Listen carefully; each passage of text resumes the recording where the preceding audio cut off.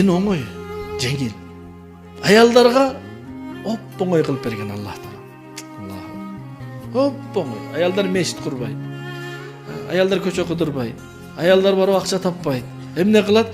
Үйдө отуруп намазын окуйт, баласын тарбиялайт, күйөөсү келсе күйөөсүн сыйлайт. Болду. 3 эле нерсе бейишке кирүү үчүн. 3 эле нерсе. Ибадат, Аллага сыйынуу, тарбият, балдарына жакшы тарбия берүү, итаат, күйөөсү келсе күйөөсүнө кожоюн деп айтканын кылып коюу болду. Оп-оңой.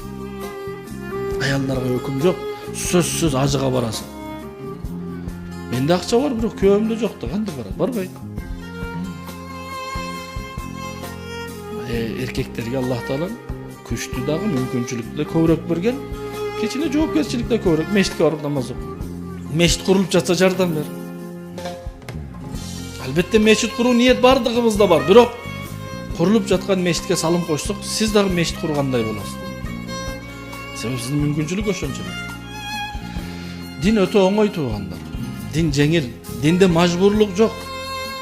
Динде үзбөй орозо кармаганды тыйган пайгамбар алейхисалам. Жок, орозо кармагыла, өзүңөрдү аш кыла. Уктабай таң атыша намаз окуганды тыйган жок. Намаз окугула, эс алгыла. Дин оңой. Өзүбүз кыйнап салабыз да.